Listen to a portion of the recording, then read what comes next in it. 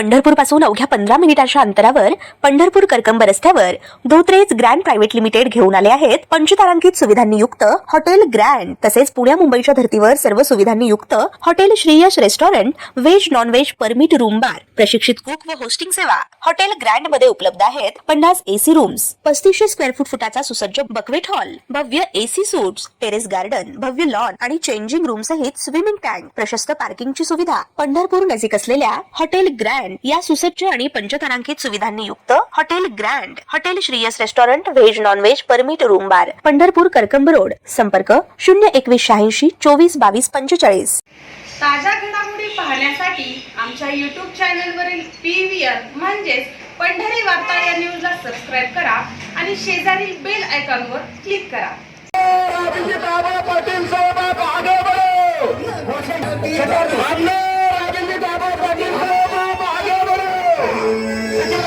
जिल्हा परिषद पंचायत समिती निवडणुकीच्या निमित्तानं मागील काही दिवसांपासून सुरू असलेल्या प्रचार सभांचा आज अखेरचा दिवस असून पंढरपूर तालुक्याच्या राजकारणात सर्वाधिक लक्षवेधी लढत ही भोसे जिल्हा परिषद गट आणि भोसे पंचायत समिती गण गुरसाळे पंचायत समिती गणात होत असल्यानं चित्र हे पाहायला मिळतंय। विठ्ठल सहकारी साखर कारखान्याचे चेअरमन व माढ्याचे आमदार अभिजित पाटील यांनी भोसे जिल्हा परिषद गटातील विजयासाठी जोरदार मोर्चे बांधणी केल्याचं म्हटलं जातंय। आज भोसे येथे राष्ट्रवादी काँग्रेस आघाडीचे जिल्हा परिषद गटाचे उमेदवार षण्मुखी भारत कोरके तसेच गुरसाळे पंचायत समिती गणाचे उमेदवार महादेव मारुती जाधव व भोसे पंचायत समिती गणाचे उमेदवार भाग्यश्री अण्णा भोसले यांच्या प्रचारार्थ भोसे येथे आयोजित प्रचार सभेत या जिल्हा परिषद गटातील आमदार अभिजित पाटील समर्थकांची मोठी गर्दी झाल्याचं दिसून आलं।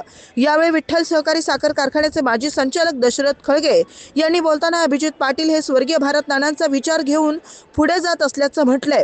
तर महादेव तळेकर, तुकाराम म्हस्के यांनी मतदारांसमोर आपली भूमिका मांडली आहे। आमदार अभिजित पाटील यांचे भोसे येथील समाधीस्थळी आगमन होताच त्यांचं मोठ्या जल्लोषात स्वागत करण्यात आलं। यावेळी बोलताना पहा काय म्हणाले आमदार अभिजित पाटील। जानुबाईस देव मामलेदारास नतमस्तक होतो। या राज्याचे उपमुख्यमंत्री तथा महाराष्ट्राचे दादा आपल्या सर्वांचे अजितदादा यांना भारपूर्ण श्रद्धांजली अर्पण करतो।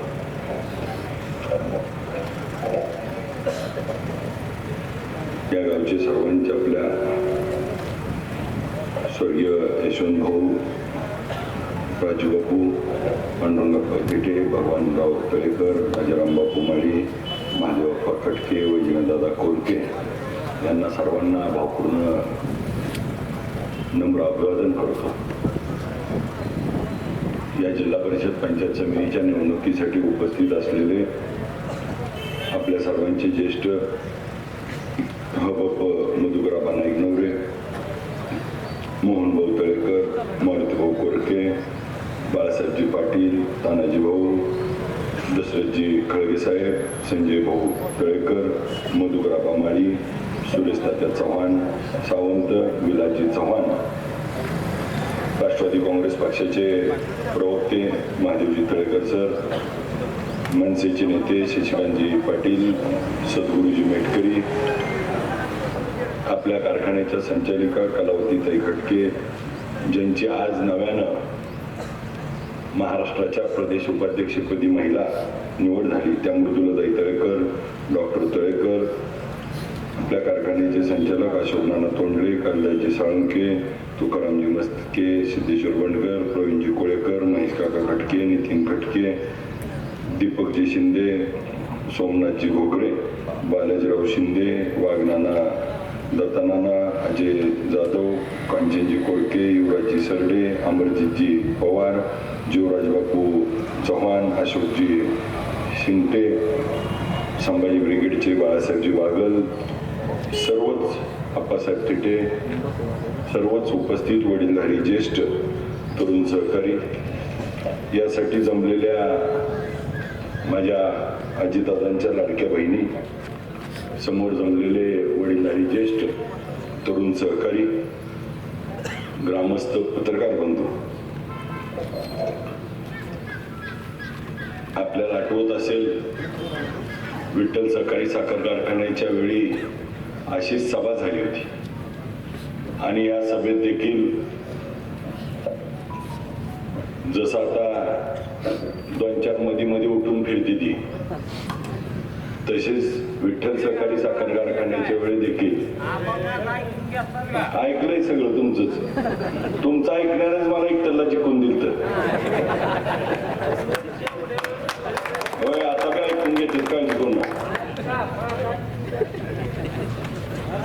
पत्रकार बंधू, आदर्श गावाची संकल्पना 18 दारूची दुकानं चालवून आहे गाव. ज्या गावचं आपण 18 गावाच्या दारूच्या दुकानाचे हप्ते घेता का हा जर प्रश्न विचारला आणि मग ही दारू बंद झाली पाहिजे म्हणून सातत्यानं विधानसभेत देखील आवाज उचलला. एका गावात 10-15 जर दारूचे धंदे चालत असतील आणि जर ही लोकशाहीला काळिंबा फासणाऱ्या जर घटना घडत असतील,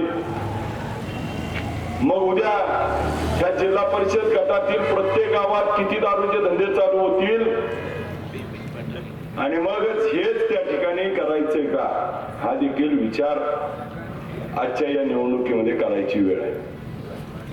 विठ्ठल सहकारी साखर कारखान्याच्या निवडणुकीत आपण भरभरून असं यश दिलं. आपण सर्वांनी मताधिक्य दिलं. कारखाना बंद पडलेला सुरू झाला. या कारखान्याच्या माध्यमातून मागच्या 4-5 दिवसाखाली 9 लाखाचं गाळप झालं. महिन्याला 3 लाख गाळप आता विठ्ठल सहकारी साखर कारखाना करायला लागलाय. दिवसाला 10,000 टन गाळप करायला लागलाय. आणि तुमच्यातलं बंद पडलेलं डबडं वर्षात 10,000 करत नव्हतं. आपल्या कारखाना आता दिवसाला 10,000 करतोय आणि यांना आव्हान वाटत नाही. आपण सर्वांनी आशीर्वाद दिला म्हणून विठ्ठल सहकारी कारखाना सुरू झाला. या जिल्ह्याची दालाची स्पर्धा लागली. या जिल्ह्याच्या दालाच्या स्पर्धेमध्ये 2022 वरनं आज जिल्ह्याची 3,000 पर्यंतची दालाची स्पर्धा पोहोचली.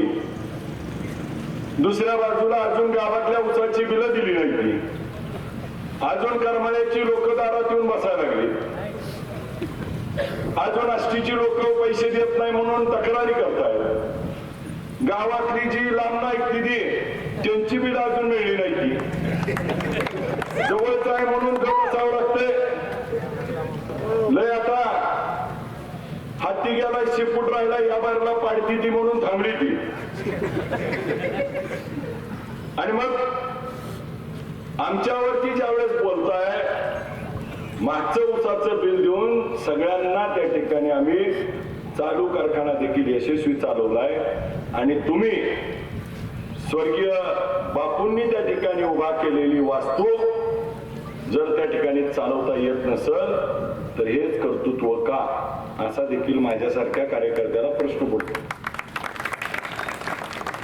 मी विधानसभेला मत मागत असताना विठ्ठल कारखान्याला जी माझ्यावर आशीर्वाद दिला, जो कारखाना चालू करायचा होता तो कारखाना चालू झाला. बंद पडलेल्या मागची बिलं दिली आणि मग कारखाना सुरू होऊन कारखान्याच्या माध्यमातून ज्या तालुक्याची अर्थकारणाची घडी बसवण्याचं काम केलं होतं आणि मग त्या अर्थकारणाची घडी बसल्यामुळं त्या ठिकाणी विधानसभेमध्ये देखील आपल्या सर्वांनी माझ्या पाठीशी उभा राहिला आणि आपण भरभरून असं प्रेम दिलं.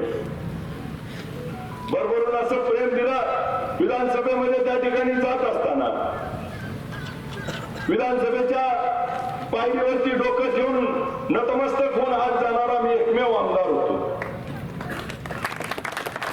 आणि मग त्या मंदिरात गेल्यानंतर मस्के सर आणि तळेकर सर माझे असल्यामुळं एकही दिवस गैरहजर मी विधानसभेत राहिलो नाही, कारण ही सर माझी हजेरी घ्यायची. मग या माध्यमातून विधानसभेत गेल्यानंतर अनेक प्रश्न त्या ठिकाणी उपस्थित केले.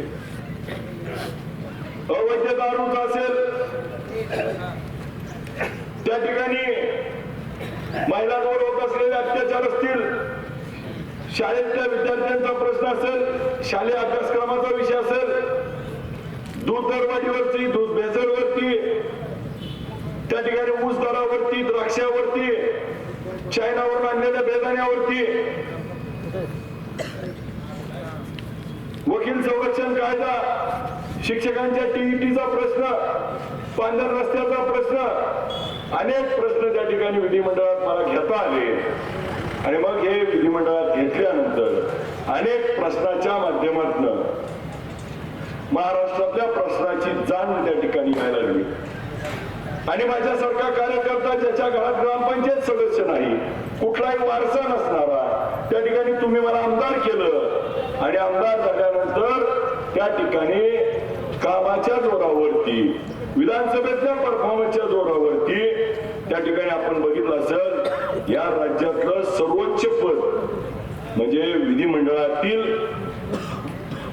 तालिका अध्यक्ष पदाच्या खुर्चीवर देखील आपल्या तालुक्याचा आमदार बसायची संधी मिळाली.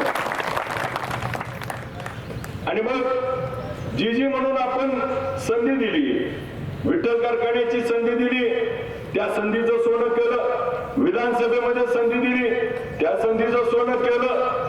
आपण आठवत असेल, चंद्रभागा कारखान्याच्या निवडणुकीमध्ये बाहेरच्या मतावर असेल, नाहीतर ह्या सगळ्यांच्या मेळावरती असेल, त्या ठिकाणी संधी हुकवली. काय झालं कारखान्याचा आज? त्या एक इकला, दुसरा 40 वर्षांनी भाड्याने दिला. आज कल्याणराव काळे साहेबाला ज्यावेळेस त्या कारखान्याची 40 वर्षांना चावी घ्यायला जायचं तेव्हा काठीवर जावलं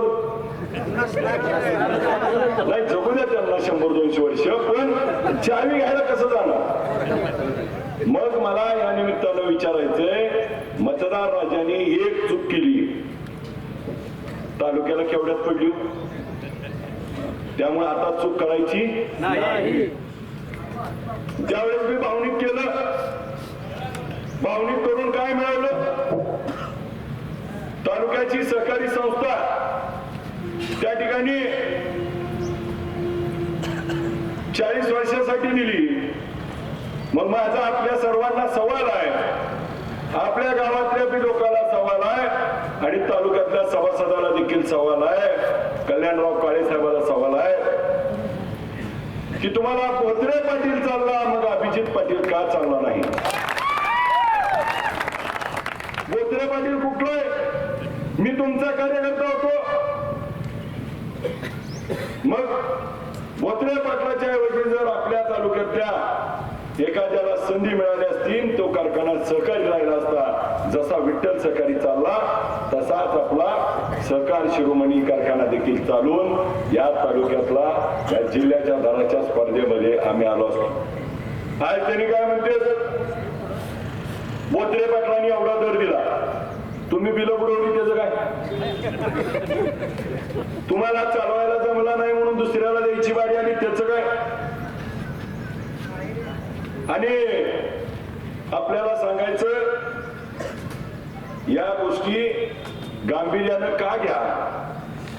तर एक चूक झाली, तालुक्यातली महत्वाची संस्था त्या ठिकाणी आपल्यापासून बाहेरच्या जिल्ह्यातल्या माणसाकडे गेली आणि मग आज आपल्या भागात बाहेरच्या जिल्ह्यातनं येऊन मंत्री प्रचार करायला लागले. का करायला लागले? ह्याचं आत्मपरीक्षण करायची ही निवडणूक आहे.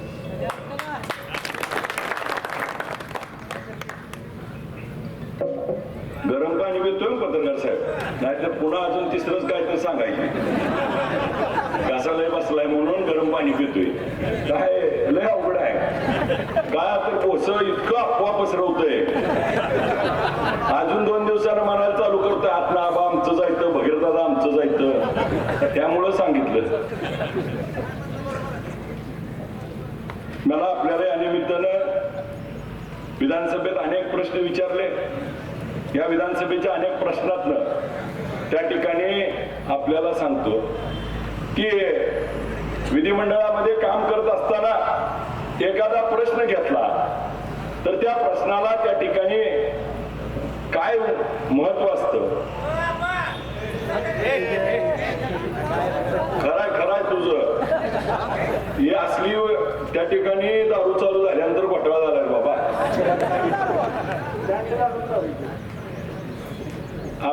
सर्वांना विनंती आहे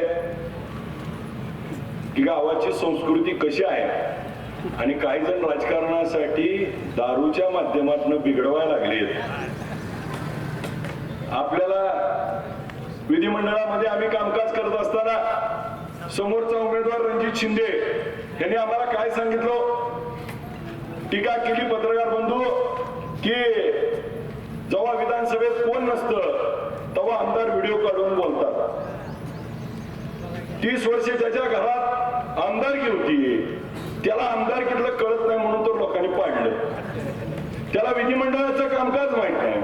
विधिमंडळामध्ये 2 मंत्री, अध्यक्ष आणि 29 आमदार असल्याशिवाय विधिमंडळ चालत नसतं. आणि मग विधिमंडळाच्या पटलावरती प्रत्येक प्रश्नाला त्या ठिकाणी उत्तर देतात. माझ्या अनेक प्रश्नाला आपण बघितलं असेल, करकम मध्ये त्या ठिकाणी काल बोलले आमदाराला जर त्या ठिकाणी 1 कोटी 10 लाखाला फसवत असतील आणि ती जर उमेदवार असतील ती बी समोरच्या पार्टीतनं आणि त्याचा सांगत असतील हा विकास करतो. मला या निमित्तानं पालकमंत्री महोदयांना देखील विनंती आहे, विधिमंडळामध्ये हा प्रश्न ज्यावेळेस घेतला त्या विधिमंडळामध्ये माझ्या प्रश्नाला खुद्द मुख्यमंत्र्यांनी उत्तर दिलंय. आपल्याला व्हिडिओ पाठवतो. मुख्यमंत्री महोदयांना हा जो सायबर क्राईम केला जातो, ही जी 1 कोटी 10 लाखाची माझी फसवणूक झाली, ह्या फसवणुकीवर स्वतः खुद्द मुख्यमंत्र्यांनी उठवून उत्तर दिलं. आणि पुढच्या काळामध्ये या सायबर क्राईम वर या देशामध्ये मोठा कायदा होण्यासाठी राज्य शिफारस करेल अशा पद्धतीची विधिमंडळात चर्चा झाली. विधिमंडळातल्या प्रत्येक चर्चेला त्या ठिकाणी मूर्त स्वरूप येतं, त्यातून घडतं आणि घटना त्या ठिकाणी एकदा पटलावरती आल्या की त्याच्यावरती मार्ग काढावा लागतो आणि विधिमंडळ हे त्या ठिकाणी प्रश्नाची सोडवणूक करण्यासाठी आहे. एक उदाहरण आपल्या गावचं आहे म्हणून परत एकदा देतो. आपल्या गावातील जाधव डॉक्टर ज्यानं इथं दूध भेसळ करत होता, त्या दूध भेसळवरती रेड पडली. त्याच्याकडे मेलामाइन सारखं केमिकल सापडलं. त्याच्याकडे सापडलेला साठा केमिकलचा 1.5 कोटी लिटरचा होता. त्या 1.5 कोटी लिटर केमिकलनं त्या ठिकाणी रमजान सारखा सण होता, त्या ठिकाणी जात नाही, पात नाही, काही पाळत नाहीत आणि या ठिकाणी दूध भेसळच्या माध्यमातून हे जे काही अड्डा चालू होता. मला या निमित्तानं इथल्या लोकांना विचारायचंय, सोलापूरनं आणि पुण्यावरनं टीम येऊन पत्रकार साहेब बोहश्यात येऊन रेड मारती आणि बोहश्यातल्या लोकांना माहित नाही का इथं दूध भेसळ चालू आहे. मग हप्ता घेत होता का तो जाधव डॉक्टर? इंदापूर तालुक्यातला, पुणे जिल्ह्यातला, त्याला तालुक्यात पंढरपूर तालुक्यात पोहोचच कस काय सेफ वाटलं? बोशातच येऊन कस काय दूध भेसळ करत होता आणि तरी पुन्हा अजून करत होता. आता एमपीडी लागलाय. आता एमपीडी लागल्यामुळं जर आपल्याला त्या ठिकाणी या विधानसभेमध्ये प्रश्नाला उत्तर खुद्द अजितदादांनी दिलं होतं, त्याच्यावरती कायदेशीर कठोर कारवाई जाईल. मोकोका लावा म्हणून मागणी केली होती, कायद्यात तरतूद नाही म्हणून एमपीडी लावल्या. एमपीडी लावून त्याला त्या ठिकाणी अटक करण्यात आली. राहिला प्रश्न दादांनी सांगितलं राज्यामध्ये कारवाई करा. त्या प्रश्नाला दादांनी आदेश दिले की राज्यामध्ये दूध भेसळवरती कारवाई करा. लहान लेकरांचे जीव जात आहेत. आमच्या खेडबाळवणीच्या महाराजाच्या पोराचा जीव गेला होता, त्या ठिकाणी कॅन्सर सारखे आजार होत आहेत. त्याच्यावरती 1068 रेड या महाराष्ट्रात पडल्या आणि फक्त सोलापूर जिल्ह्यातलं दिवसाला 1.25 लाख लिटर दूध कमी झालं. म्हणजे काय झालं, गायातल्या का म्हणजे दूध भेसळ होत होती आणि ती दूध भेसळ ओळखण्याच्या संदर्भात कारवाई झाली. दुसऱ्या बाजूला दुधाचा भाव 26 रुपये 27 रुपयेवरनं तो 37-38 रुपयावर गेला. लिटरला 10 रुपये वाढले. एक प्रश्न विचारला, 1.5-2 लाख लोकांचे जीव त्या ठिकाणी धोक्यात जात होते आणि दुसऱ्या बाजूला शेतकऱ्याला 10 रुपये मिळाले. ही त्या ठिकाणी विधानसभेमध्ये काम करत असताना दुधाचा भाव वाढावा म्हणून कधी आता शेतकरी संघटनेला रस्त्यावर दूध टाकावं लागलं का? दूध उत्पादन पदकाला कधी रस्त्यावर यावं लागलं का? एक विधानसभेतला प्रश्न किती परिणामकारक असतो याचं एक उदाहरण आपल्याला या ठिकाणी दिलं. आपल्या या माध्यमातून विधानमंडळामध्ये शक्तीपीठचा महामार्गाचा मुद्दा घेतला होता. शक्तीपीठ जो त्या बाजूने जाणार होता तो इकडून जाईल आणि आता तो आपल्याला माडा, मोडलीम, करकम आणि आपल्या शेजारून जाणार आहे. मग हा रस्ता झाल्यामुळे काय होणार आहे तर आपल्या भागातली जी मेंढापूरची एमआयडीसी आहे, मोडलीमची एमआयडीसी आहे, माड्याच्या पलीकडे एमआयडीसी प्रस्तावित करतो आम्ही. या एमआयडीसीला त्या ठिकाणी उद्योग येतील, आपली वर उद्योग टाकतील, उद्योग व्यवसाय चालू होईल, अनेक त्या ठिकाणी लोकांना रोजगार निर्मिती होईल आणि आपल्या भोशाला जवळ असलेलं मेंढापूर असल्यामुळं आपली पोरं देखील उद्योग टाकतील, रोजगार निर्मिती होईल. एक विठ्ठल कारखाना बंद होता तर काय झालं, आता तोच कारखाना चालू झालाय. 1000 कर्मचारी आणि त्या ठिकाणी अनेक ऊस उत्पादकाला त्या ठिकाणी दिलासा मिळाला. तसाच दिलासा या एमआयडीसी आणि शक्तीपीठच्या माध्यमातून मिळेल. मला ते म्हणतात 1 वर्षात रणजित शिंदे म्हणतात निधी किती आणला. माझा आपल्याला सवाल आहे, मागच्या 15 वर्षात पंढरपूर तालुक्यात किती निधी दिला तो देखील आपण हिशोब द्यावा. आणि मग हा रस्ता 90 किलोमीटर मतदारसंघातून जातोय. या रस्त्याला 9000 कोटी रुपयाचा निधी येणार आहे आणि मला विचारतात निधी किती येणार आहे. मला आपल्याला या निमित्तानं शक्तीपीठ सारखं मोठं काम करत असताना पालकमंत्री महोदय म्हणतात की त्या ठिकाणी अभिजित पाटलाचा काही संबंध नाही. मला पत्रकार महोदय आपल्याला देखील विचारायचंय, विधिमंडळामध्ये कालच्या झालेल्या हिवाळी अधिवेशनात नागपूरमध्ये मुख्यमंत्री महोदयांनी स्वतः पालकमंत्री आणि अभिजितचं नाव घेऊन त्या ठिकाणी सांगितलं की इकडचा रस्ता इकडे करण्याबाबतची सूचना अभिजित आणि त्यांनी मांडली होती. मग मुख्यमंत्री महोदय म्हणत असतील तर ते सत्य आहे का नाही, ते विधिमंडळात बोललेले. आणि मग अशा पद्धतीनं जर त्या ठिकाणी राजकारणासाठी एखादा प्रश्न आपण चुकीच्या पद्धतीने बोलत असाल, संविधानिक पदावर आपण आहात. मला पत्रकार महोदय आपल्याला आठवत असेल मागच्या वेळेस प्रवेशाची सभा झाली इथं आणि मग मिसाईल म्हणले होते ना सर, मिसाईल. मला त्यावेळेस एक आठवलं, तिरंगा पिक्चर मध्ये असलेला एक डायलॉग बघा. त्यांनी कितीही मिसाईल लावा आणि कितीही त्या ठिकाणी उडवायचा प्रयत्न केला तरी त्याचे कंडक्टर काढून फ्यूज घेतल्यावरती काय उडते. त्यामुळं तिथली असलेली मायबाप जनता ही भोशाची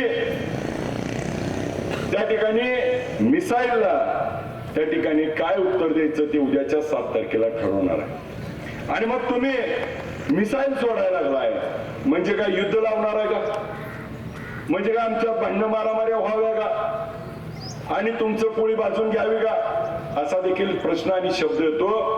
मला आपल्या निमित्तानं अतिवृष्टीच्या बाबतीमध्ये आपण बघितलं असेल, मागच्या काळामध्ये मे 2023 ला अतिवृष्टी झाली त्यावेळेस फक्त 7 हेक्टरला निधी मिळाला.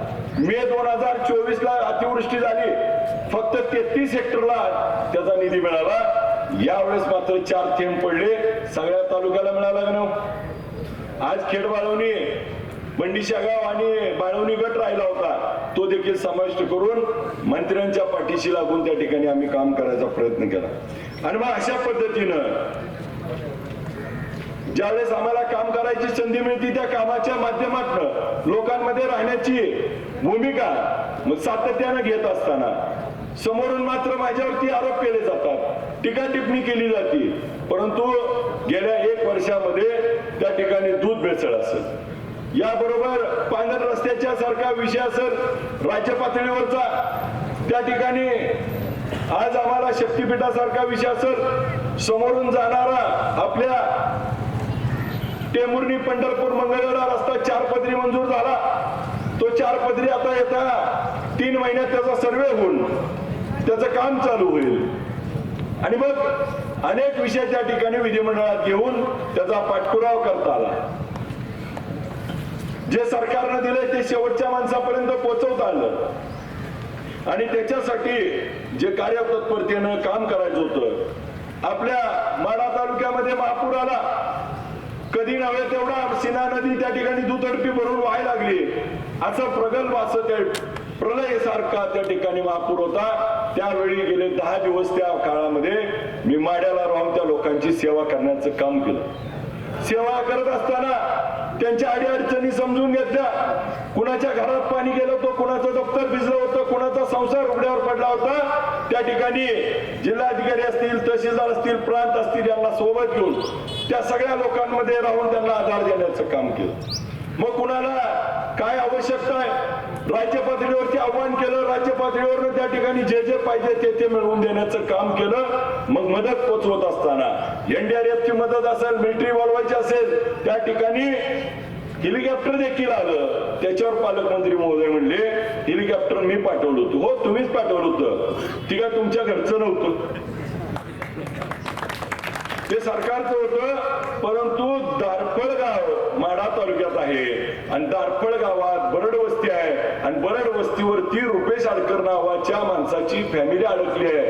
ते तुम्हाला माहित होतं का? ते तुम्हाला कोणी सांगितलं? आमदार म्हणून मी त्या ठिकाणी आपल्याला सांगितलं. जिल्हाधिकारी, कमिशनर, पालकमंत्री, मुख्यमंत्र्यांना विनंती केली, साहेब अशी बरड वस्तीवरती लोक अडकलेत, त्यांना बाहेर काढणं आवश्यक आहे. आणि तुम्हीच त्या ठिकाणी हेलिकॉप्टर पाठवलं, त्या लोकांना बाहेर काढायचा प्रयत्न केला, त्यात बाहेर निघाली. मला तुम्ही हेलिकॉप्टर पाठवलं का मी हेलिकॉप्टर पाठवलं हे महत्वाचं नाही, माझ्या लोकांचा जीव वाचला हे माझ्या दृष्टीनं महत्वाचं. मग आपल्याला सांगत असताना आज आपण अतिवृष्टीच्या काळामध्ये लोकांमध्ये राहिलो. जे जे नडी अडचणी होत्या, माढा तालुक्यात 1,04,000 सातबारे आहेत, 98,000 सातबारे त्या ठिकाणी पात्र झाले आणि सरसकट सगळ्याला मदत मिळवून दिली. मग जर एका बाजूला तुम्ही सांगत असाल तर दुसऱ्या बाजूला माझा सवाल आहे की पालकमंत्री महोदय 50,000 रुपये हेक्टरी मदत देण्याची आवश्यकता होती. शेतकरी त्या ठिकाणी ओसाड झाला होता. आज देखील आमच्या खरडून गेलेल्या जमिनीला मदत मिळणं आवश्यक आहे. त्याच्यावरती आपण अजून निधी दिलेला नाही आणि मग त्याच्यावर बोललं पाहिजे. तुम्ही जिल्हा परिषद सदस्य निवडून दिला की 21 कोटी देतो म्हणताय, पण ज्याचा संसार उद्ध्वस्त झालाय, ज्याला त्या ठिकाणी आज राहायला घर नाही, त्याला मात्र आपण मदत करत नाही. आणि मग राजकारणासाठी निधी वापरणं हे काय योग्य आहे का? मला या निमित्तानं विनंती करायची आहे की आपण पालकमंत्री आहात, पालकत्व स्वीकारलंय, आपण बोलत असताना तारतम्य ठेवावं. मी देखील पत्रकार महोदय काळजीपूर्वक बोलत होतो.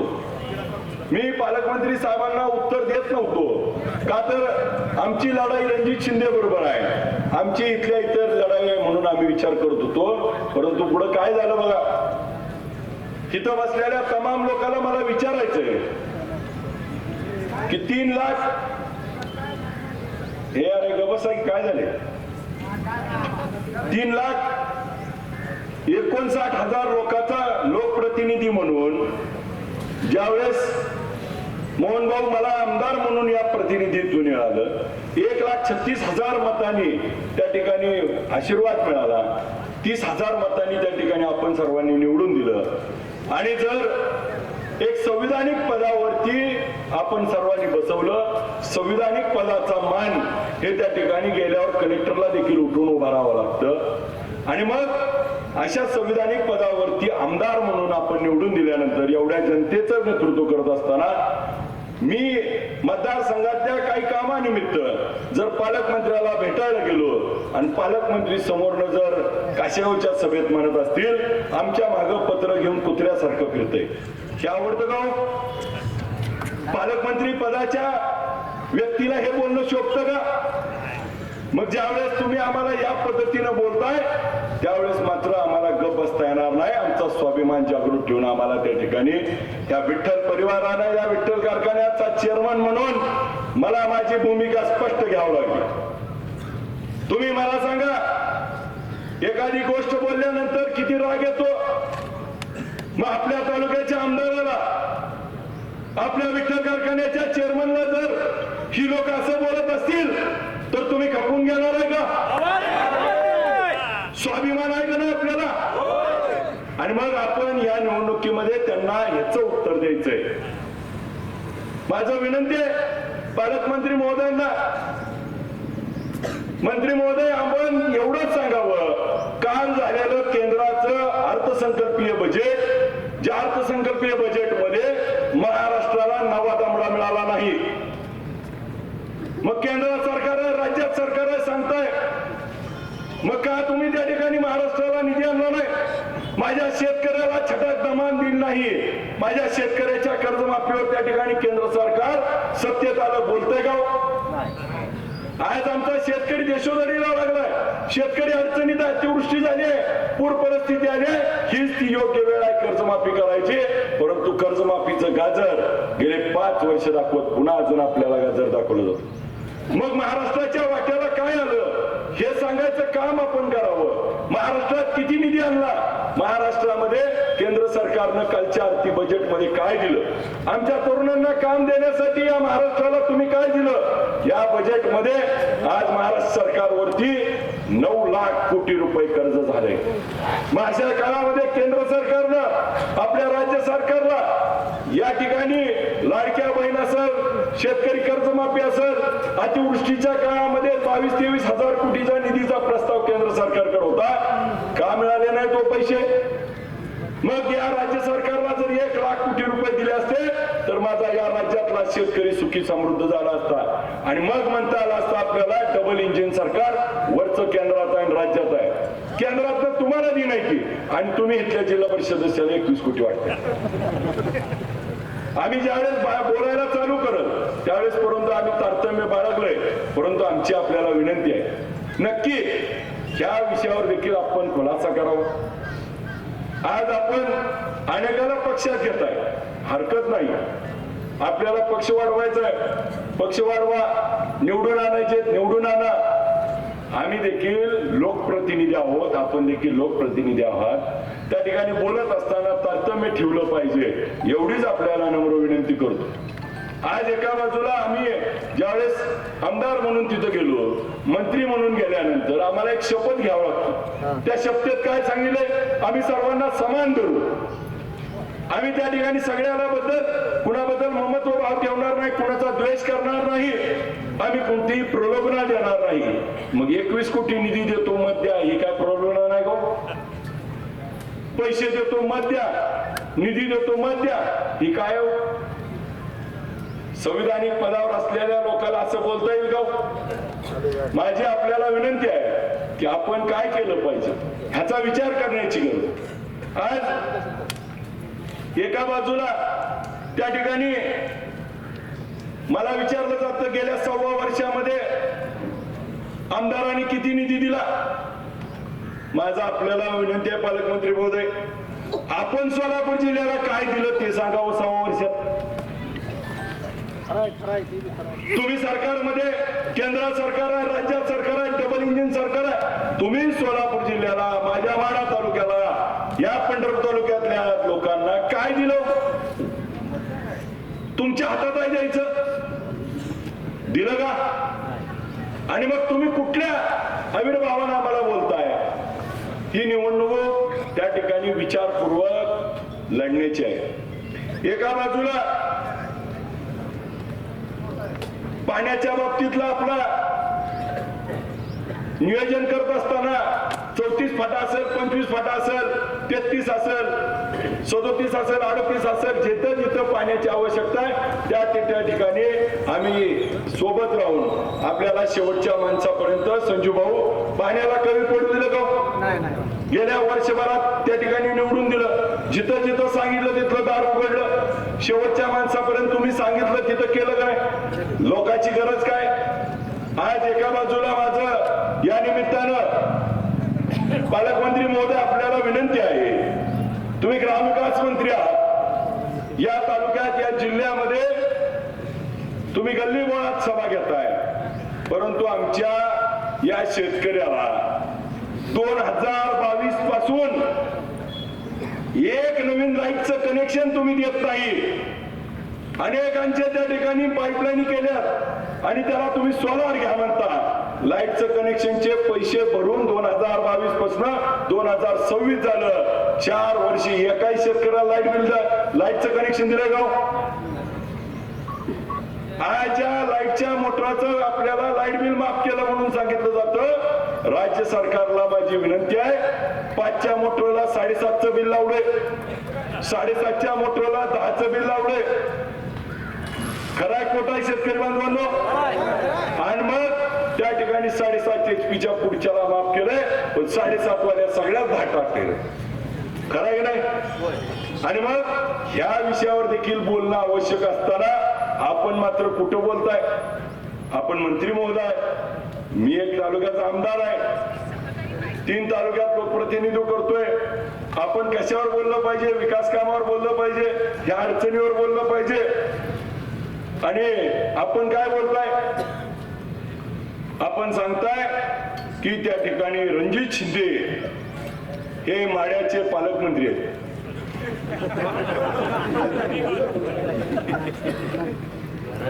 मला आपल्याला या निमित्तानं विचारायचंय, या संविधानिक पदावर असल्यानंतर आपण अशा पद्धतीचं बोलू शकतो का?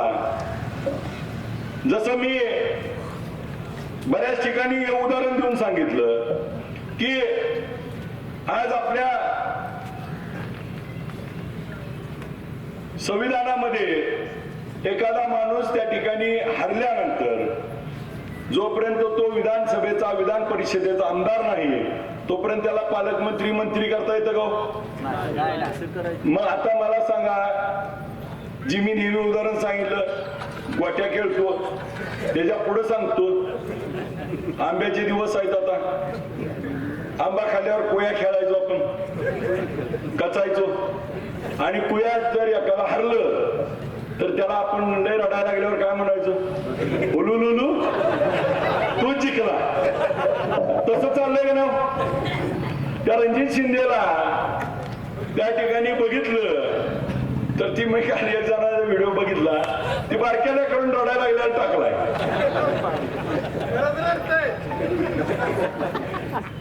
ती दुसऱ्या एक जणांना दाखवला पार्लेजी, तर दुसरं म्हणतं हरलोजी. म्हणजे काय त्याची अवस्था करून ठेवली पालकमंत्री महोदय. तुम्ही त्याचं चांगलं करायला आलता का बिघडवायला आलता?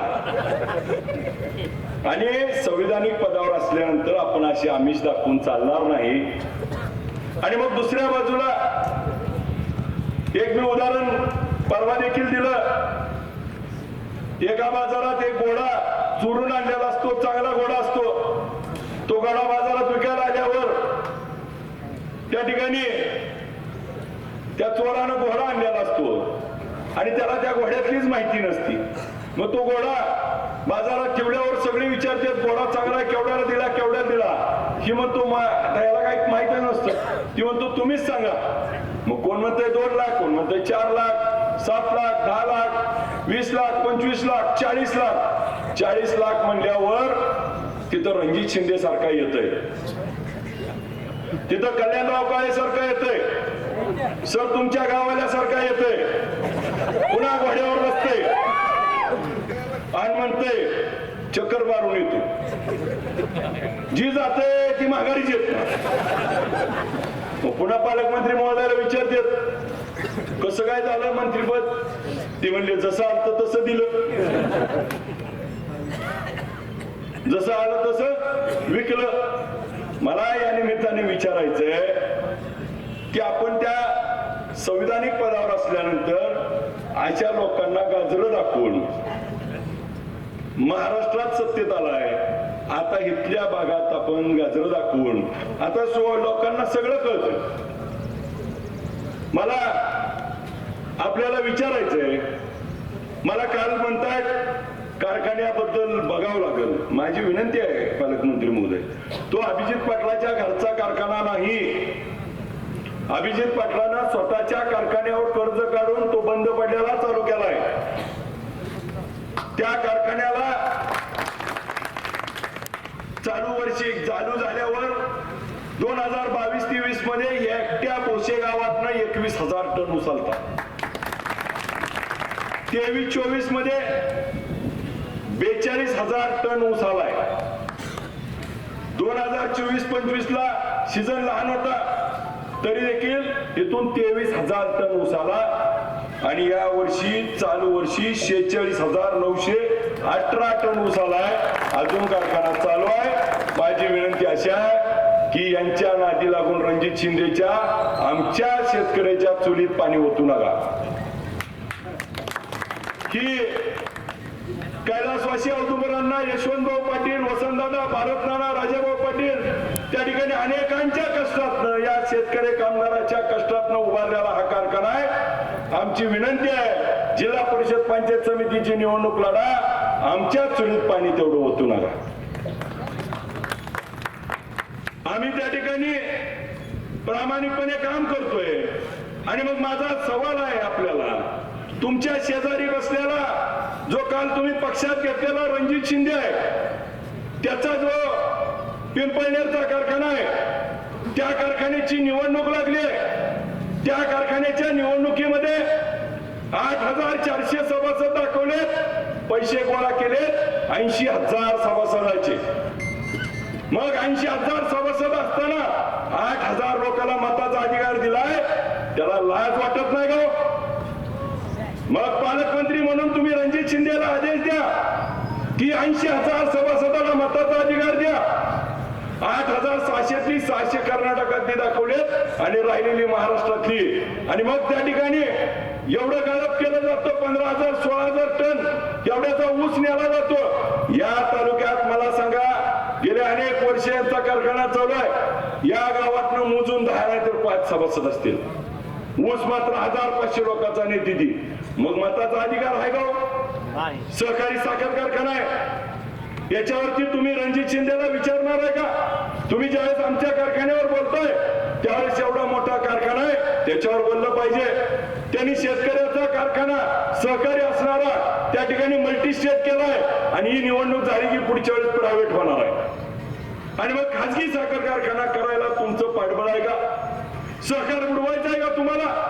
आणि मग असली लोक पक्षात घेऊन हे ताबा आपण देणार आहे का? एका बाजूला त्या ठिकाणी सांगितलं जातं की आमचा कारखाना देशात 1 नंबर आहे.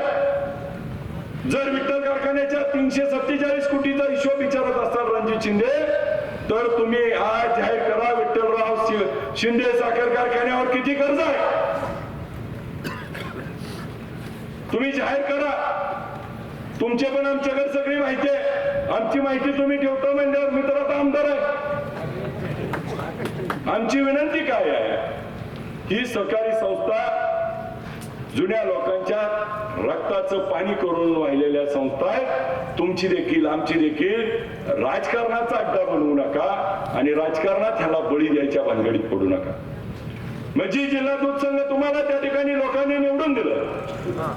जिल्हा दूध संघावर तुम्ही गेला, तुम्ही जायच्या आधी त्या जिल्हा दूध संघाचं रोजचं दुधाचं संकलन किती होतं मारुती भाऊ? 97,000 लिटर. आज किती आहे मधुभाऊ? 0. जो कारखाना मधु आबा आपला विठ्ठल बंद पडला होता, तो आज 9 लाख काळात करतोय, बंद पडल्याला चालू झाला. आणि यानं 97,000 लिटर दूध गोळा होत असलेला 0 करून टाकला. मी राजनीच्या सभेत देखील बोललो, पत्रकार महोदय याचं उत्तर त्यांनी दिलं नाही, गोल फिरवत आहे की त्यांच्यावरती सरकारने चौकशी लागली, 83 झाली, 88 झाली. 83-88 मध्ये त्या ठिकाणी त्यांना दोषी आढळलं, त्यांच्यावरती दोषारोप निश्चित झाला, त्यांच्यावरती वसुली लागली आणि संचालक मंडळ बरखास्त झालं. आणि मग जिल्हा दूध संघाचं संचालक मंडळ बरखास्त झाल्यावर शहाजी पाटील नावाच्या अधिकाऱ्याकडे यांनी वशिला लावला आणि पैसे खाऊ घालून हे झालेली ऑर्डर रद्द करत होते. त्यावेळेस मी आमदार असल्यामुळं मी अजितदादांकडे गेलो, दादांना ह्या सगळ्या गोष्टीची कल्पना दिली आणि माझ्या स्वतःच्या फोनवरनं शहाजी पाटलाला फोन लावला आणि दादांनी सांगितलं चोराला पाठीशी घालायचं नाही, त्याला स्टे द्यायचा नाही. त्या अधिकाऱ्यानं पैसे खाल्ले होते, त्या अधिकाऱ्यानं रणजित शिंदेना सांगितलं. मग रणजित शिंदे त्या ठिकाणी दादांना घेऊन अजितदादांकडे गेले आणि सांगितलं दवाखान्याचं कारण आहे, आता दादांचं ऑपरेशन होणार आहे आणि तुम्ही त्या ठिकाणी सहानुभूतीपूर्वक विचार करा आणि मला दादांचं ऑपरेशन होस्तोवर मला त्या ठिकाणी पदावरती ठेवा. दादांनी मला सांगितलं अरे अभिजित असं असं झालंय आणि त्यांच्या दादाची तब्येत ठीक नाही, आपण थोडे दिवस थांबू. मी म्हटलं दादा तुम्ही आदेश द्याल तो मान्य आहे. मला वाटलं की आता वडिलांच्या आजाराचं कारण देऊन भावनिक करून मतं मिळवली, भावनिक करून हा जिल्हा दूध संघाचा पुन्हा चेअरमन झालाय म्हणल्यावर आता सुधारला असेल. पुन्हा एकदा जिल्हा दूध संघ सुरू होईल आणि पुन्हा 1 लाखावरती दूध संकलन जाईल. 1 लिटर गोळा केलं जाऊ दूध. काय केलं त्यांनी? फक्त टेंभुर्णीमध्ये 9 एकर जागा आहे. तळेकर सर 10 कोटी रुपये एकराचा भाव आहे आणि 16 कोटीला 9 एकर जमीन हडपली. कुणी घेतली? त्याच्या बगल बच्च्यांना रोज गाडीत बसणाऱ्या माणसानं. पंढरपुरातील जिल्हा दूध संघाची जागा आपण सगळेजण बघताय. किती मोठा दूध संघ आहे? 7 एकर जागा आहे. त्यातली 5 एकर जागा आज तिथं भाव काय आहे? मी समोरच राहतो. 7,000 रुपये स्क्वेअर फुटाचा फ्लॅट मिळतो. 20 ते 25 कोटी रुपयाला एकर आहे तिथं. 5 एकराचे 1,200 कोटी झाले. यांनी 23 कोटीत कुणाला दिलाय? यांची किती पार्टनरशिप आहे? मग 1.25 कोटीचा ते 1,200 कोटीचा पंढरपुरातील जिल्हा दूध संघ 23 कोटीत गिळत असतील तर याचा आपण हिशोब दिला पाहिजे का नाही? आज तुम्ही अक्कलकोटची जागा ऐकली, सोलापूरची जागा ऐकली, मुंबईची जागा ऐकली. मग मला सांगा तुम्ही जिल्हा दूध संघाचं चेअरमन वडिलाच्या आजाराचं कारण देऊन जागा ऐकायसाठी, मर्यादा खायसाठी 100 कोटी रुपये हाणायसाठी गेलता का दूध संघ चालू करायसाठी गेलता? आणि मात्र तुम्ही आज त्या ठिकाणी कारण काय देताय? आज सांगताय विठ्ठल कारखान्याची चौकशी झाली पाहिजे. अहो आमची चौकशी मागच झाली. काय आम्हाला ठेवलंय काय नाही ती झाले आमच्यावर. रेड पडल्यात सगळं झाले. सगळ्या चौकशीला मी सामोरे जायला खमताय, परंतु आमच्या कारखान्याला धक्का लागू देणार नाही. ही सभासद आमची मायबाप जनता आहे. तुम्ही जिल्हा दूध संघ पण पाडला ना, आता म्हणताय आम्ही राजीनामा देतो.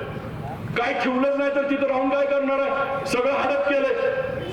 आणि मग कुठल्या तोंडाने तुम्ही बोलताय? माझा आपल्याला या निमित्तानं सवाल आहे, ह्याच्यावरती तुम्ही कधी बोलणार आहे? ह्याच्यावर बोलत नाही आणि त्या ठिकाणी काय सांगताय तुम्ही? दमदाटी, मिशा पिळून.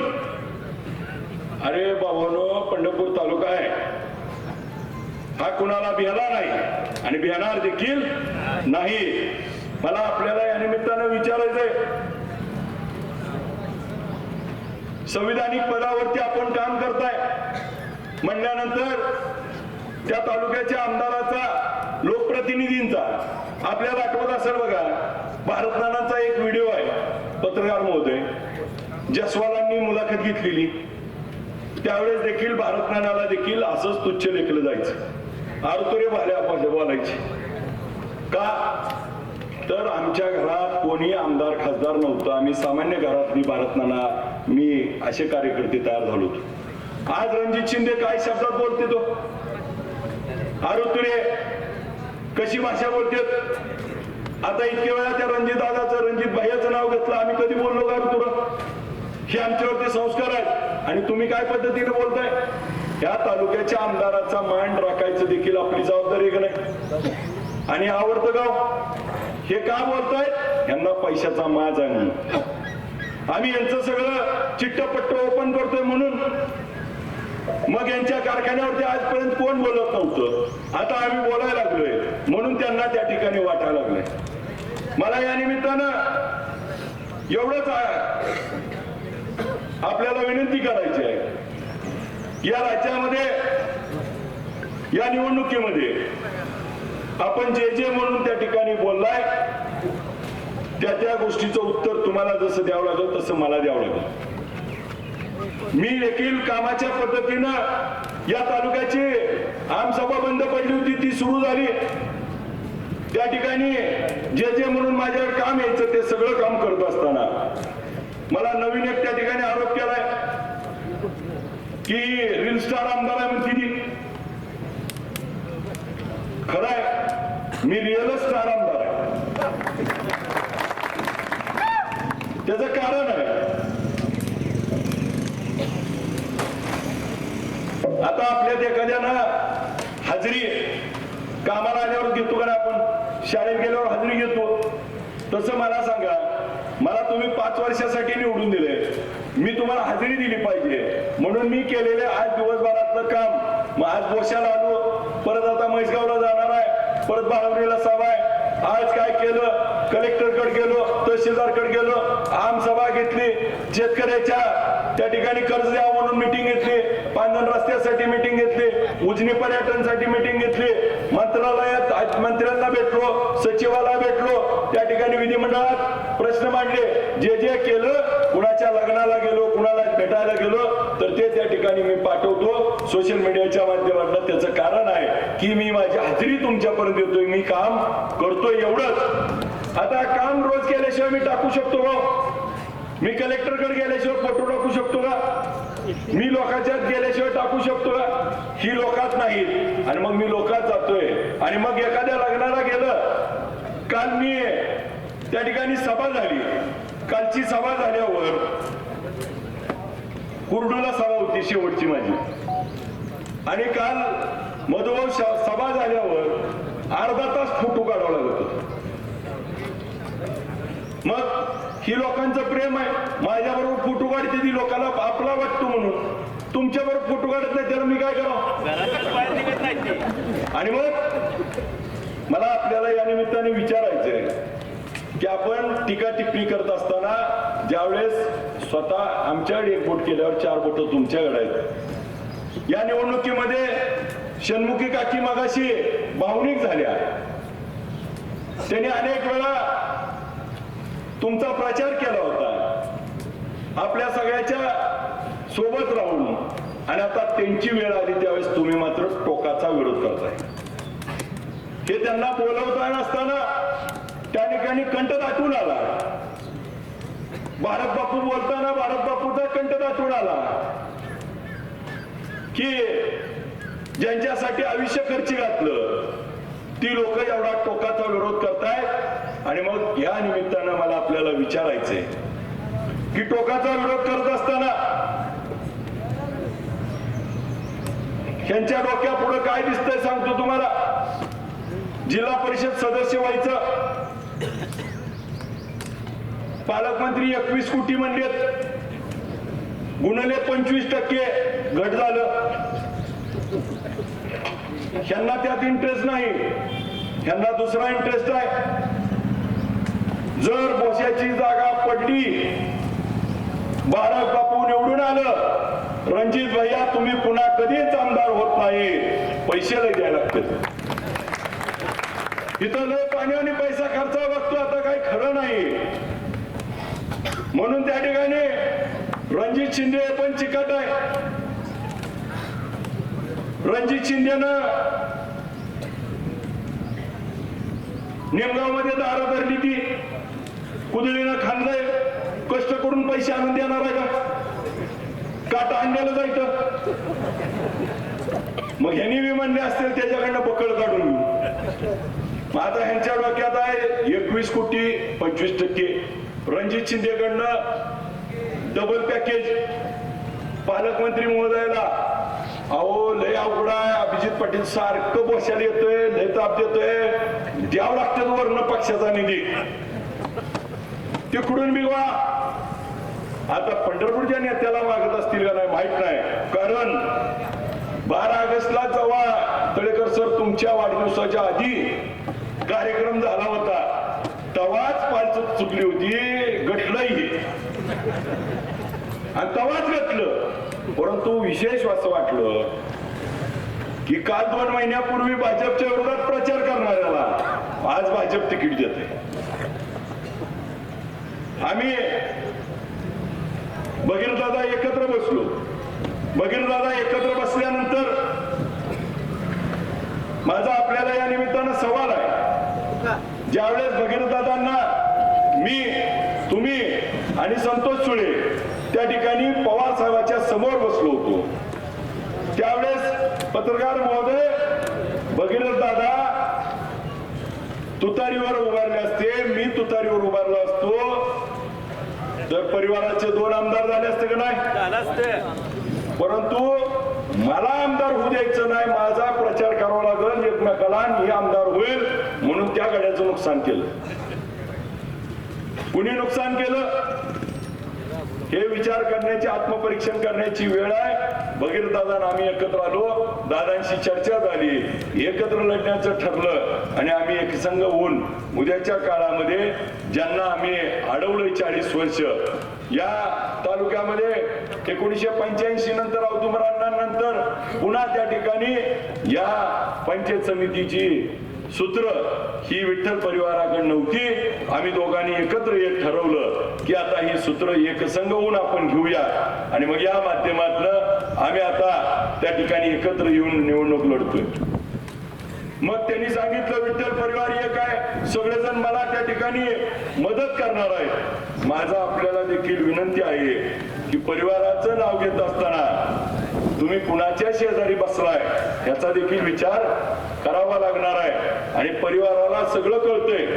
परिवार कधी आठवतोय? जेव्हा विठ्ठल कारखान्याची निवडणूक लागली तेव्हा तळेकर सर अभिजित पाटलाचा काय परिवाराचा संबंध आहे म्हणत होती. पुन्हा विधानसभेची निवडणूक लागली, मी ह्या ठिकाणाहून तुमची माफी मागून मी तुम्हाला आव्हान केलं होतं, झालं गेलं विसरून जाऊ आणि मी आपला आहे, तुम्ही मला त्या ठिकाणी साथ द्या. तेव्हा मी आपला नव्हतो का? आता कसं काय विठ्ठल परिवार आपला? आता उद्यापासून भारत बापू एक फुली मागायला चालू करतील आपला म्हणून चालू केली. मग माझी आपली विनंती आहे की ज्यावेळेस माझ्यासारखा कार्यकर्ता 2004 ला बापूंची बॅटरी धरून प्रचार करत होता, त्यावेळेस 2024 ला त्याच्या पाठीशी उभा राहायचं काम तुमचं होतं. का उभा राहिला नाही आपला असताना? का परिवार तेव्हा आठवला नाही? तेव्हा रणजित शिंदे जवळचा होता का? मग परिवार 2014 ला कल्याणराव काळे साहेबांचा प्रचार केला, ज्या शिंदेना विरोध केला, ज्या शिंदेनी कल्याणराव काळेंना पाडलं, 2024 ला त्याच कल्याणराव काळे साहेबांनी अभिजित पाटलाला पाडायसाठी शिंदेकडे गेले. ही नैतिकता तुमची. आणि त्यावेळेस परिवार आठवला नाही का? आपला कार्यकर्ता आमदार होतोय, त्याला लोक मागायत, जरी तुम्ही आला नाही तरी लोकांनी केलं का नाही? इतिहासात कधीही बोशानं त्या ठिकाणी असं मताधिक्य कुठल्या उमेदवाराला दिलं नाही. तो इतिहास या बोशानं करून दाखवला. हे बोस आता बदललंय. आणि मग माझी आपल्याला विनंती आहे, टीका टिप्पणी करत असताना, माझ्यावर बोलत असताना आपल्याला पतसंस्थेचा हिशोब द्यावा लागेल. पतसंस्थेच्या ठेवीदार तुमच्या दारात येत आहेत, त्यांच्या ठेवी दिल्यात का? त्याचं नेमकं काय झालंय हे देखील संध्याकाळी सभा सांगून टाकावं. माझी आपल्याला या निमित्तानं विनंती आहे, बोसेमध्ये 2024 मध्ये पत्रकार महोदय 29 पांधन रस्ते आले होते. 23 लाख रुपयानं 6,67,00,000 गाववाल्यांना सांगा बरं झालेत का? 100 फूट टाकायचं आणि 1 किलोमीटरचं पैसे काढायचं, याचा विषय आज आपल्याला घ्यावा लागणार आहे. तुम्हाला का पाहिजे पद? शेजारी असलेली ग्रामपंचायत आहे. एक फक्त उदाहरण सांगतो, 16/12/25 ला 14,80,462 रुपये बिल काढले. रंगरंगोटीला 80,000चा कलर देऊन 15 लाख बिल काढले. मी जर सांगायला चालू केलं तर माझी विनंती आहे, नका. आणि मी तुमच्यावर बोला एवढं मी काय बारका नाही, परंतु माझी विनंती आहे, या निवडणुकीमध्ये देश स्वतंत्र होऊन 75वी आपण आज साजरी झाली आणि अजून घोषित स्वातंत्र्य नाही. आज देखील या मतदारसंघाचे खासदार धैर्यशील मोहिते पाटील आहेत. आमदार म्हणून तुम्ही मला निवडून दिले आणि आज जर ही दहशत करत असतील, लोकशाहीचा जीव घेत असतील, तर ही विचार करण्याची निवडणूक आहे का नाही? का करतायत? कशासाठी करतायत? मतासाठी राजकारण. परंतु ज्यावेळेस हा अभिजित तुमच्या पुढे आणता, संध्याकाळच्या सभेत उत्तर द्या, ह्या बसलेल्या लोकांच्या डोक्यावर ऊन का घ्यावं लागलं? पत्रकार साहेब, काल 4 तारीख आणि आज 5 तारखेची संध्याकाळची सभेची आम्ही परवानगी मागितली, तर ग्रामपंचायतनं दोन्ही सभा दुसऱ्याच्या नावावर बुकाय दाखवल्या आणि संध्याकाळच्या सभेला परवानगी देखील त्या ठिकाणी दिली नाही. म्हणून या लोकांना उन्हात बसावं लागतं.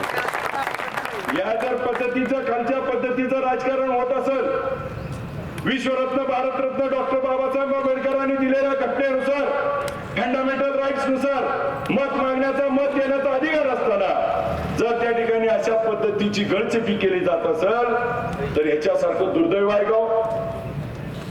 मला आपल्याला या निमित्तानं सवाल करायचा आहे. या निवडणुकीमध्ये आपल्याला विचारायचंय, विनंती करायची आहे.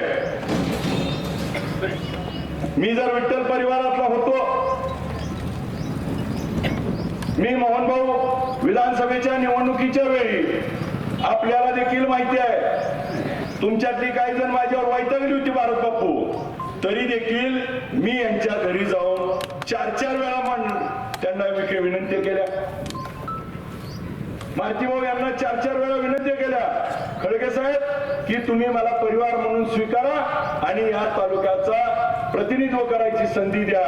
मी रातच्या 2-2, 2:30 वाजता तुमच्या घरी गेलो, आलो. त्यावेळेस मात्र माझा कळवळा आला का हो?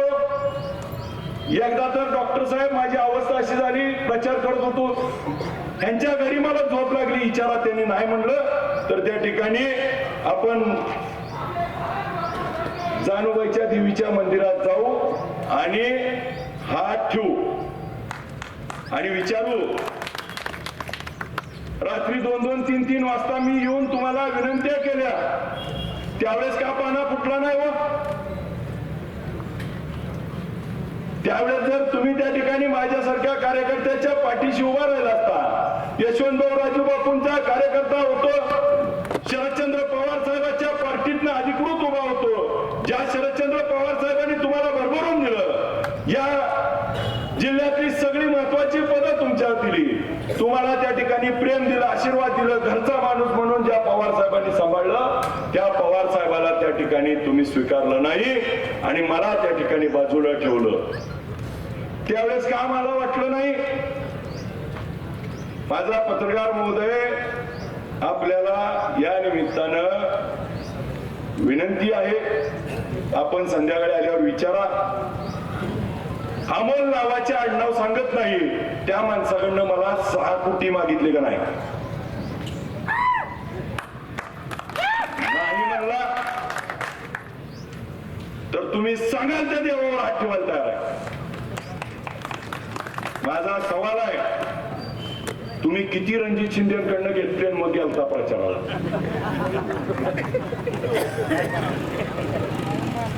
आमच्यावरती बोट उचलत असताना आपण देखील प्रामाणिक असला पाहिजे. आणि मग मी अनेक गोष्टी बोलायच्या ठरवल्या होत्या, पण टाळतोय. माझी आपल्याला विनंती आहे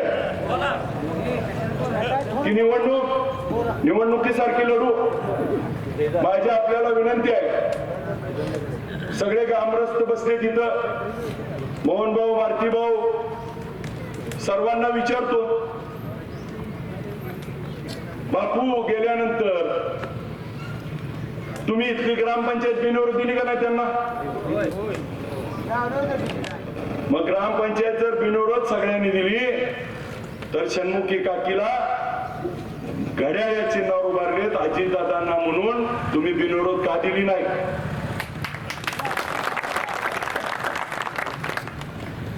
बापूंचं निधन झाल्यानंतर गाव तुमच्या मागे उभं राहिलं, अजितदादाच्या घड्याळाचा उमेदवार म्हणून षण्मुखी काकी उभारल्यात, तुम्ही का त्यांच्या मागे बिनविरोध म्हणून उभारला नाही? आज देखील वेळ गेली नाही. आज संध्याकाळच्या सभेत षण्मुखी काकीला जाहीर पाठिंबा अजितदादाला श्रद्धांजली म्हणून जाहीर करावा ही विनंती आपल्याला करतो. इलेक्शन होतील जातील, दर 6 महिन्याला 2 वर्षाला 5 वर्षाला इलेक्शन येतील.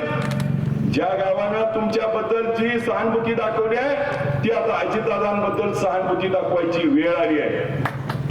ज्या पवार कुटुंबानं अजितदादांनी शरदचंद्र पवार साहेबांनी तुम्हाला 40 वर्ष भरभरून दिलंय त्या अजितदादाला श्रद्धांजली वाहण्याची वेळ आली आहे. आता मागं सरकू नका. मी म्हणून बोलायचं टाळलंय. मी आपल्याला विनंती करतो, षण्मुखी काकी देखील तुमच्या आईप्रमाणे आहे, माझी आई आहे. माझी बोचेकरांना विनंती आहे, समोरून जर भावनिक मतं मागितली जात असतील तर तुम्हाला देखील माझी विनंती आहे, पालकमंत्री जर पंढरीच्या पांडुरंगाची शपथ घालून मत मागत असेल तर मी देखील आपल्याला सांगतो, अजितदादाची शपथ आहे, घड्याळाला मतदान करा.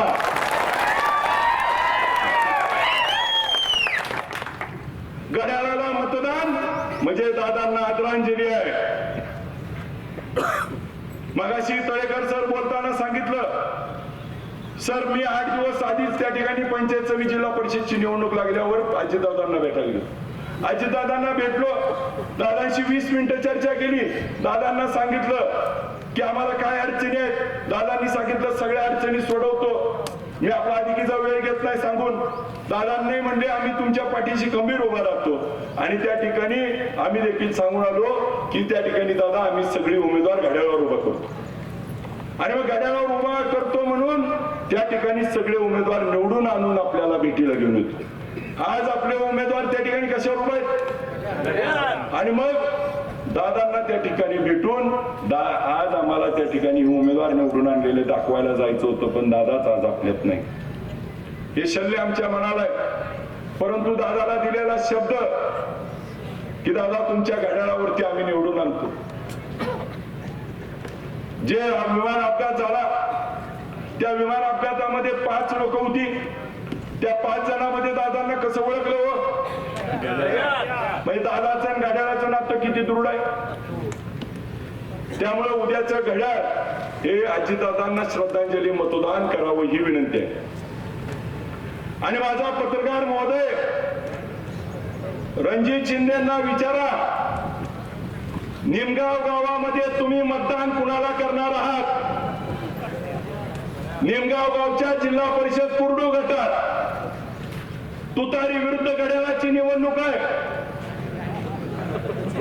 तुतारी विरुद्ध घड्याळाची अकोले पंचायत समितीत निवडणूक आहे. तुमचं गाव निमगाव तिथे येतं, मतदान तुमचं तिथे येतं. आणि मग तुम्ही मतदान घड्याळाला करणार आहे का तुतारीला करणार आहे? आणि इथं येऊन घसा ओरडून सांगताय कमळाला करा. तुमचं तर काय खरं आहे का? मग इथं येऊन सांगायचं काय अधिकार आहे तुम्हाला? तिथं बाळासाहेब ढेकणे, आकाशभाई पाटील उभा आहे, समोर उमेदवार घड्याळावर उभा आहे. तुम्ही कप्पाच्या आत गेल्यावर सतत विवेकबुद्धीनं विचार करून सांगा, रोज गळ्यात कमल घेऊन फिरणार आणि मग तुम्ही मतदान नोटाला करणार आहे का मत बुडवणार आहे?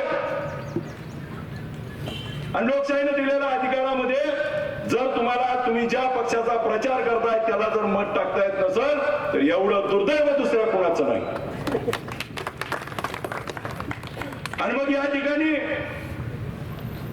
बोशामध्ये मतदान करत असताना माझी आपल्याला सर्वांना विनंती आहे की आपण सर्वांनी विचार करावा की मतदान करत असताना आपण का आणि कुणाला करणार आहोत. आमचा बाबींना कसलाच विरोध नाही, परंतु ही माझी आई उभा आहे, हिला मतदान मागायला मी तुमच्या पुढे आलोय. तुमचं बाबी काही चुकत नाही, पण लेकरू लय खोडपत्री आहे. माझी विनंती आहे, आज शेवटचा दिवस आहे प्रचाराचा. रणजितसिंह शिंदे साहेबांना विनंती आहे 3,500वर बोलत असताना तुमचं तोंड देखील उघडा. तुमचं 600 रुपये कधी जमा करणार आहे? का शेवटचा दिवस आहे? मला 500 रुपयाचं विचारते, माझी द्यायची भावना आहे, मी देणार आहे हे ठणकावून सांगत असताना मी आपल्याला फक्त एकच सांगतो, ते म्हणते देणार आहे का नाही, देणार आहे का नाही. आज माझ्याकडे 100 रुपयाची तरतूद झाली, 100 रुपये बिल जमा करणार आहे. तुम्ही किती करणार आहे सांगा. मागच्या 500तलं 100 रुपये देतो, तुमच्या 600तलं किती देणार आहे आज रात्री जाहीर करा. माझं जमा होईल, तुमचं किती होईल ती सांगा. आणि मी आपल्याला एवढीच विनंती करतो की या निवडणुकीमध्ये घड्याळ्या चिन्हापुढील बटन दाबून आमच्या षण्मुखी काकींना, भाग्यश्रीताई भुसनरांना, महादेवांना, पाटलांना त्या ठिकाणी घड्याळ्या चिन्हापुढचं बटन दाबून त्या ठिकाणी अजितदादांना आदरांजली म्हणून मतदान करावं एवढी विनंती करून मी आपली रजा घेतो. जय हिंद, जय महाराष्ट्र.